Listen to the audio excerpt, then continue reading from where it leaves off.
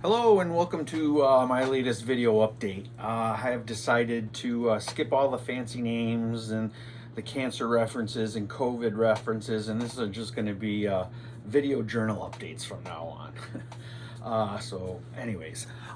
Let's see. To start off, let's talk about some fun stuff. We dropped Piper off at school a few weeks back now. She's going to Genesee Community College, so she's about an hour and 10 minutes away, roughly. And just as we expected, she's like a fish in water. Within a couple of weeks, she's got a group of friends, she's in some clubs. She just interviewed for a job at the Goodwill that she's probably going to get. And, she's just a go getter. She is not one to sit back and wait for things to come. She's always been one to go out and get it. She's been in the financial offices getting information on any other grants or stuff that she might be able to get to help, pay for some bills. So, again, it's been so much fun watching her grow into the beautiful young lady that she is. She's very creative, she's outgoing, she kind of marches to the beat of her own drum. And again, just excited to see what direction she's going to take in the next few years. So, real proud of her for sure. Let's see what else. I got some cheat sheets over here I'm looking at. Okay, so with Piper going off to school, it's kind of hard on Jen. Piper's leaving the coop, and the weeks leading up to it, Jen was getting a little more weepy, and they were shopping for some of the stuff she was going to need for her dorm and all of that. But and then so now with her gone, the house has been super quiet, and that's taken some adjustment period. Well, a while back, Jen had this pitch that Piper's gonna be not home anymore, and this would be a perfect opportunity to get me another dog, because then he'll kind of maybe make up for that gap in loving and attention that you can't give to Piper because she's at school. So she found one. We got another King Charles Cavalier, a little boy this time. We named him Obi Kenobi. We should have named him Phantom Menace. Oh my gosh. So Ember, our first one, she is a saint. She potty trained easy. She's not super hyper, real easy and relaxed. And we're thinking, oh, this has got to be a thing with the breed. Well, Obi is a typical boy puppy. Oh my God. He's up the stairs. He's down the stairs. He's flipping over.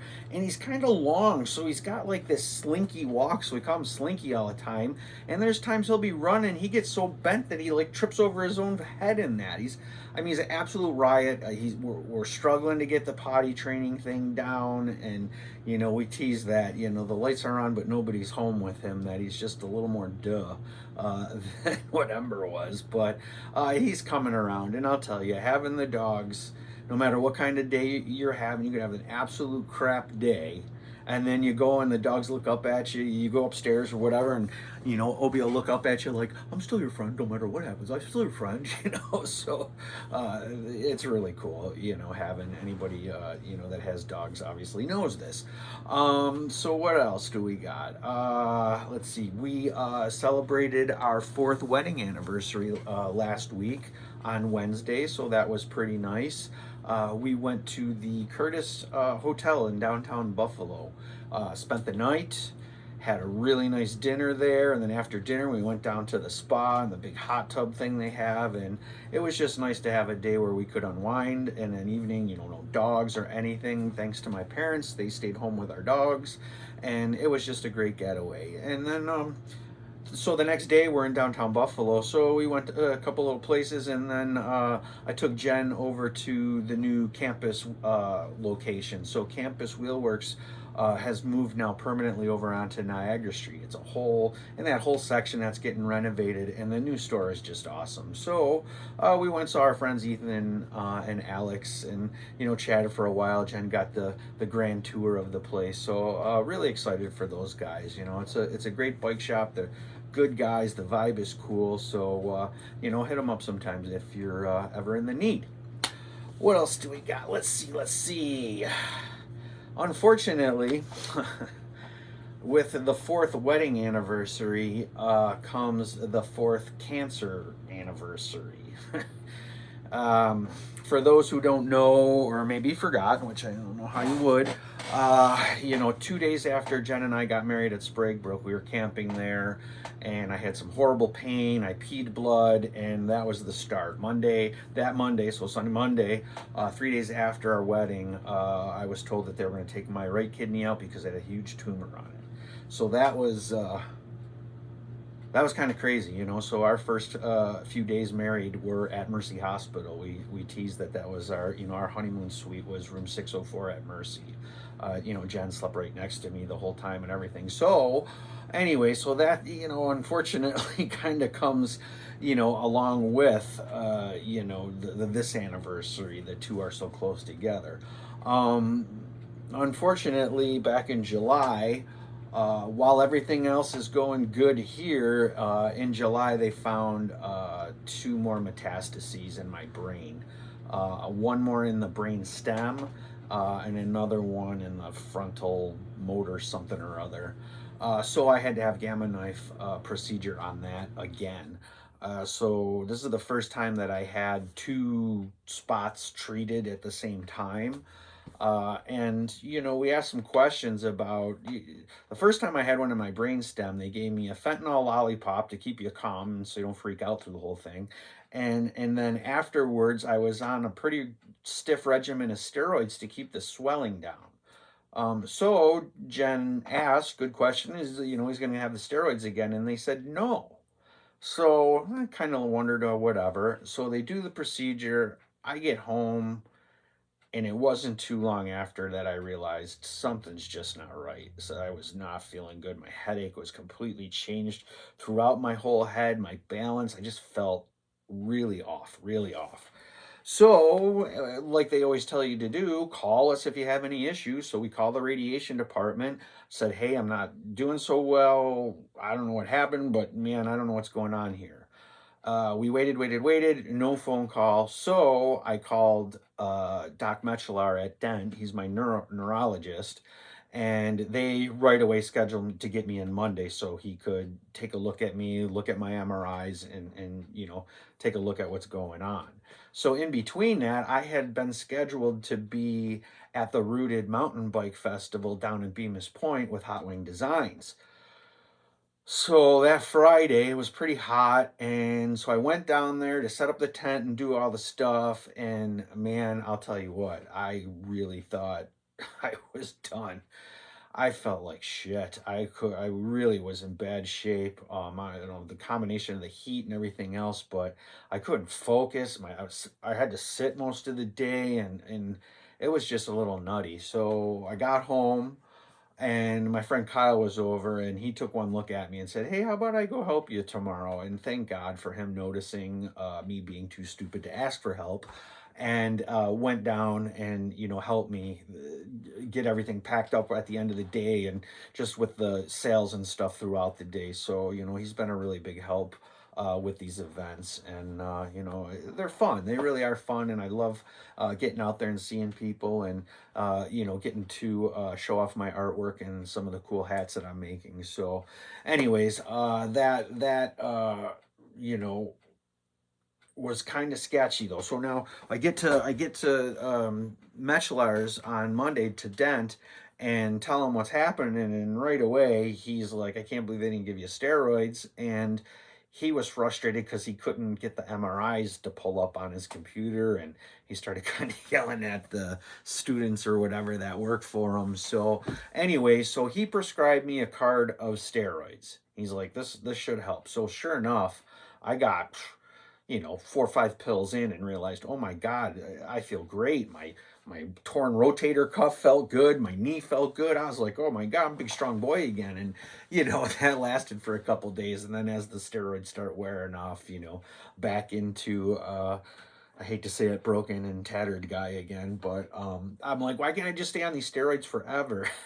But obviously you can't, for lots of reasons. But anyway, so that at least got me through that really tough part. I don't know what the heck happened with that gamma knife procedure, but so now the biggest problem is the headaches. Um, and I don't know a migraine headache really, and if people that I know have them or whatever, you're going to be able to relate to this. But this is a headache that starts off every morning is very very mild, and then I cough, and it goes up a notch. If I bend over and keep my head down, like I'm picking something up, boom, that knocks it up a notch. Another cough, another this, any kind of jolt to my system, even riding my bike, like this, boom, that activates it. And so by the end of the day, I got a real humdinger going. And they keep trying to treat them like they're like it's a migraine, but none of the migraine stuff like Nurtec and that it doesn't work. The only thing that seems to take the edge off is the prescription strength Aleve they gave me, naproxen, and it takes the edge off. But I can't take a lot of that stuff because I only have one kidney, and that stuff is really bad for your kidney. So it's kind of one of these things. So what they have surmised is that it's a pressure related thing. So the last spinal tap I had, they recorded my spinal fluid pressure at a number of 27, and I'm not sure the increment what the designation is, but they got real concerned because it's supposed to be around 12. So trying to figure out a reason why this pressure is so elevated.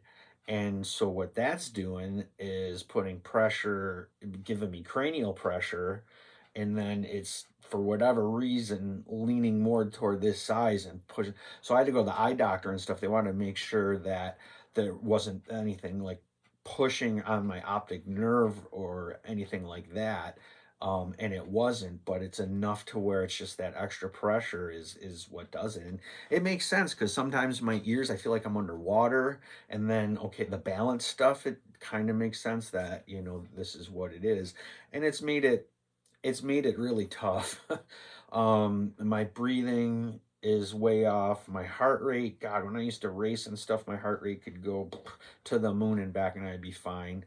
Now anything over 90 and I'm feeling like I'm gonna pass out or whatever. So riding the bike has been a little bit difficult. Is if I'm just, casually spinning and taking it easy, it's not so bad, but the rough terrain definitely is bad. It kind of gets that headache thing going.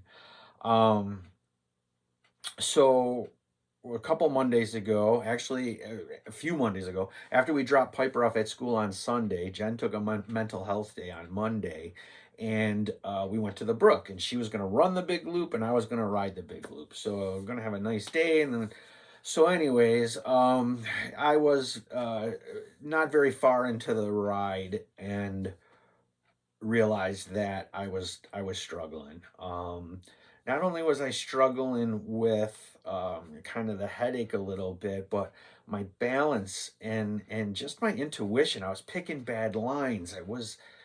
It felt weird. It felt like I was hanging onto the bike instead of riding the bike. And so by the time I got back, I finished the whole loop, but man, it was not pretty. And by the time I got back, I put the bike on the truck and I just sat down under a tree and was kind of, reflecting on the moment. And Jen had come running up, and she saw me sitting there. And as she ran up, I just started kind of tearing up a little bit. And she asked me what happened. And I told her and said, there's this one thing. I mean, not one thing, but the biggest thing in my life, for a lot of years has been bike riding. Whether it's racing or group rides or camping trips or whatever. And, cancer's taken so much from me, from us, from everybody around me. And the saving grace is that was still able to ride. My family helped me get this really expensive, electric mountain bike, full suspension, so I can set it, cushy, and I got that help to keep me going and all of that, and it's fantastic. But unfortunately, my body seems like it's not wanting to do it anymore. So that's been tough. It allowed me to go to Arkansas 2 summers ago and ride with all my buddies. And so when I benchmark against that time to this time, and I see how much I've deteriorated.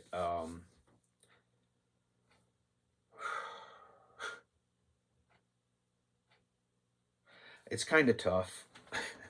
It's not kind of, it's really tough. I mean,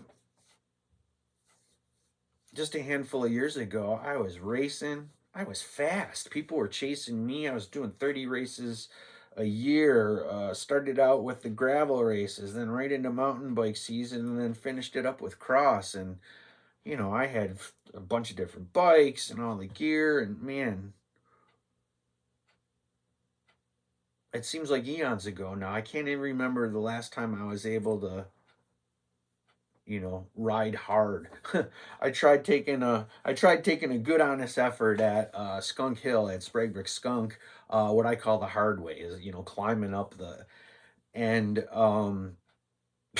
it was pathetic. Even with the electric bike, I was like 30 seconds off my fastest time and almost died at the top, between the heart rate and the breathing and having to take a minute to slow down. And so again, I've been trying to stay attached to biking as much as I can by going to the events and that sort of thing. I went to my friend John Suda and his wife Shannon have this cool race. It's a cross race, on their property. And I went out Sunday to watch all the guys race, and it was cool to see everybody in that. But it also was a jagged pill. um, you know, again, there I got to the point where I was riding single speed and doing Cat 4, 2 races a day. Um,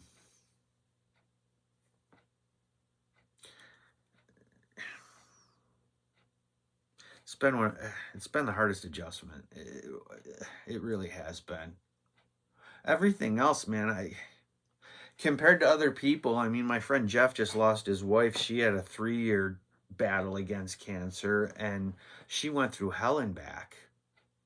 I'm 4 years into this, and I look okay, and for all intents and purposes, I'm doing okay.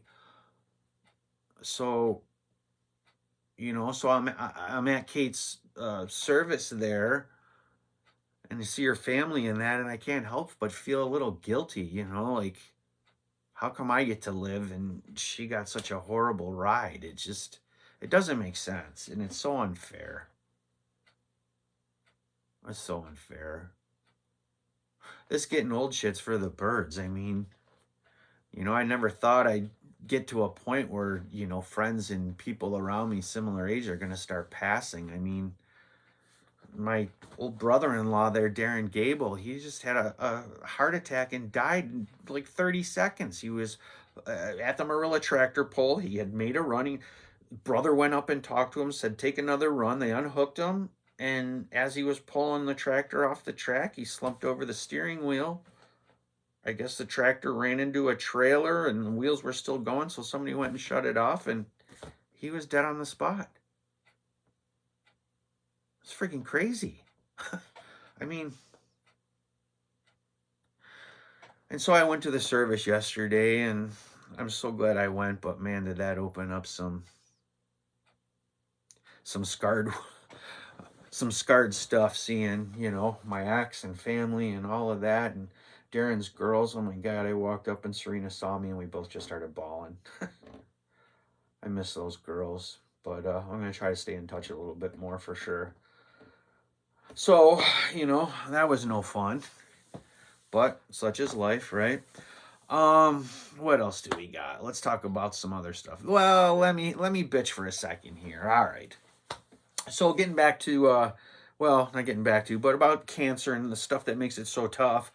One of them actually is Roswell. So as much as on the outside everybody sees it as a great place, and I don't mean to demean it.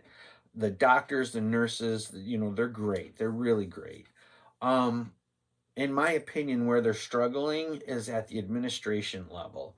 The front desk people, the billing, the schedulers, the all that stuff. It's just always a cluster. It's and it's one more thing you don't need when you're fighting stage 4 cancer is to worry about paperwork and bills and just the stress of it, right? I mean, so I have a $14,000 balance that we've been chipping away at. I have a payment plan. Believe it or not, Roswell didn't even have like an online payment thing that worked well until a year or two ago.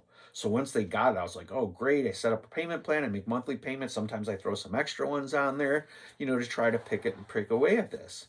Well, last week or the week before, I get a letter from the New York Attorney General saying that Roswell has requested them to step in and collect $4,400 that's been past due for God knows how long. I'm like, what? Wait a minute. It had the same account number as what I use online in that, but it was this, in this $4,000 doesn't show up on that portal or anything. So I call the office and I talked to the guy, and he said, well, I think this is one of those cases where it was during the transition from the old billing system to the new billing system, because these are from, bills a long time ago. So, and if you saw this form, it's got a slip at the bottom where you could send in a payment. It was $4,400. I mean, I don't know. There's a few people out there that could just write that check and have no problem with it, but that ain't me. So he's like, well, we're going to have to get you set up with a payment plan. I'm like, well, I already am. He goes, no, we're going to have to set one up for this. Is that stupid or what? So it's the same hospital. It's the same account number. How is it you can't add it to my online thing? So again, it's just frustrating. So now, I'm not happy having that balance anyhow, but then to have all this other shit go on and then find out that it's not 14, it's 18.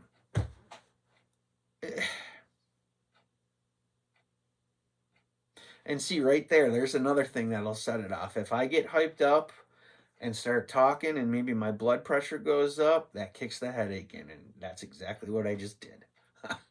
Fuck. Yeah. All right. Well, okay. Enough of that stuff. Let's talk about Hot Wing Designs. Hot Wing Designs. I have been pretty darn busy doing some pop-ups when I can. We just did the Colden Festival last weekend, and Saturday was kind of a washout, but Sunday was awesome. So really appreciate everyone who swung by and saw me down in Colden. This weekend, I'll be at the Apple Umpkin Festival. So I guess this is out by Letchworth. We're going to be camping at Dream Lake for the weekend, and then I'll just run and do the show Saturday, Sunday. But I hear it's a pretty big fest, and lots of people and music and food and stuff. So really looking forward to it, and see how well my stuff does there. So if you got nothing going on this weekend, which most people have 100 things going on this weekend, but swing out and check it out. It sounds like it's a good time, and I hate to jinx it, but it looks like the weather's going to be okay, except for maybe Sunday afternoon. But anyway, so what else? I've been working on a cool project. This guy Scott Kirby from Colden got a hold of me last year, I think, at some point, saying he got the okay to put in a disc golf course in Colden at Cummer Park there. So you can see here. I'm not a weatherman. I can't do that whole pointing thing. You can see. I've been working. We got the 9. I got the first 9 maps done for the holes. So there's 9 holes. I think it's going to be 18 holes. And so we're up to 9. So I got to lay these out and get to print them and stuff. So it's been a fun little project, and pretty exciting to see something less happen, in Colden. So go check it out if you're a disc golfer. I hear it's pretty cool. I'm going to try it. I've been never that good at throwing a frisbee, so I guess I got to work on my technique. And then the other cool thing is my friends at Quality Imprints in Colden got a hold of me and said, hey, Anchor Bar's looking for a t-shirt of some sort. They really like your chicken wing things that I do. So I came up with this layout, and so now they're gonna print 144 shirts to demo and see how they do. And if they do well, then they're gonna add this design to their line of gifts and stuff that they sell for the Anchor Bar. So that was pretty cool. Thanks again for Dale over there hooking me up with that job. It's been really neat to see slowly how things have been going out, and I've been getting more work from these different places, and You know, it's been great. It keeps me busy as heck. I got a purpose. I get up in the morning. I know what I'm doing, kinda, and it's been great. So while it's not making a ton of money, it's kind of paying for itself. Again, the spiritual benefit that it brings to me is worth more than money at this point. You know, just being able to have an outlet for my creative juices and, you know, make some money by selling some of it. So that's been great. Well, I've eaten up enough of your time. Thanks everybody for tuning in. I'll try to be more regular with these video updates, and you know, it takes a lot of work actually to put together and script it and think about what I want to say. And I'm sure I missed a whole bunch of stuff, but anyways, thanks a lot for tuning in again. If you're heading out for a bike ride and you need a buddy to go with you, please give me a call. I need to have a chaperone most times when I go, but anyways, take care. Everybody be safe out there, and we'll see you next time.